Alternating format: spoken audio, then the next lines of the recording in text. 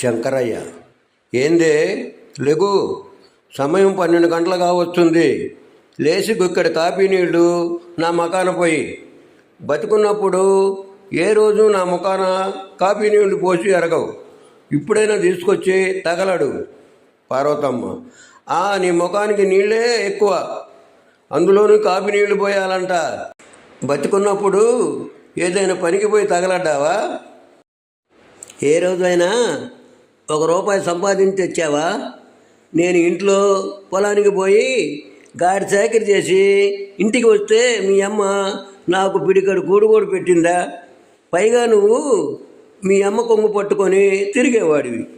ఏ దినమైనా నా పెళ్ళం తిన్నదా లేదా అని ఒక్క దినమైనా అడిగావా అంటే అడగలేదు.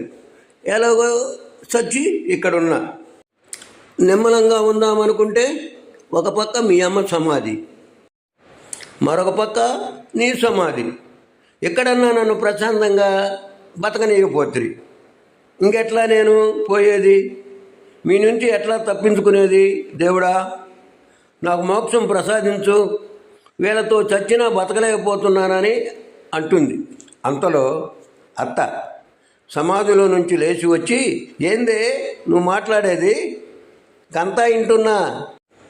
ఏమడిగినాడే నా కొడుకు? గుక్కడి కాపీనే కదా తెచ్చి ఇస్తే నీ సొమ్ము ఏం పోతుంది? అదిగో గిప్పుడే అక్కడ కాలుతున్న శవం నుండి ఏడివేడి రక్తం తీసుకునిరా, అది నా కొడుకు తాగుతాడు. నీవు బతుకున్నప్పుడు చేసే కాపీ అయితే కష్టపడాలి, ఇప్పుడు సత్యం కదే. అలా పోయి ప్రెస్గా ఆ కాలుతున్న శవంలో నుంచి 2 చెమ్ములు పట్టుకొని ఇలారా. అయినా నీకు బొత్తిగా అత్తభయం లేకుండా పోయింది. మామ, ఏందే కోడల్ని ఎక్కడన్నా ప్రశాంతంగా బ్రతకనివ్వా? అత్త, చాలే నోరు మూసుకో. ఆ మాత్రం అదుపులో పెట్టకుంటే నెత్తినెక్కి కూర్చోదు. పార్వతమ్మ, ఇదిగో అత్తయ్య వేడి రక్తం, ఇదిగో అండి మీకు కూడా అని ఇస్తుంది. గబగబా తాగేశాడు శంకరయ్య. అత్త అంతా తాగి చివరిలో కొంచెం ఉంటుంది, దానిని తీసుకొని పార్వతమ్మ మొఖాన టపిమని కొడుతుంది. ఏందే ఏడి రక్తం తీసుకురమ్మంటే చచ్చుపడిన రక్తం తెచ్చావు, కొంచెమైనా భయభక్తులున్నాయా నీకని తిడుతుంది. పార్వతమ్మ మొఖాన తల్లిన రక్తం తుడుచుకొని అని బిగ్గరగా నవ్వుతుంది. అత్త, ఏందే పిచ్చి కట్లా పట్టినాదా ఏంటి, కట్లా నవ్వుతున్నావు అంటది.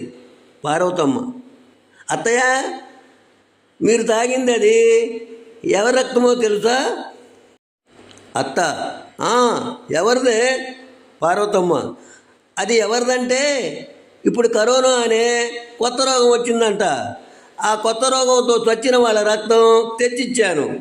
ఇప్పుడు మీరు కరోనా వచ్చి ఉంటుంది, ఇంకా మీ దగ్గరికి చాటి దయ్యాలు కూడా రావు, మిమ్మల్ని శ్మశానంలోంచి ఎలివేస్తారు, అప్పుడు నేను సంతోషంగా ఉంటాను అని అంది. అత్త, ఎంత పని చేసావే నిన్ను అనేలోపు సాటి ఆత్మలు వచ్చి అత్తను శంకరయ్యను తరిమి కొడతారు. అప్పటి నుంచి పార్వతమ్మ సంతోషంగా నిమ్మలంగా 4 శవాలతో 3 ఆత్మలతో ఉండి మిగిలిన ఆత్మ జీవితాన్ని కొనసాగించింది.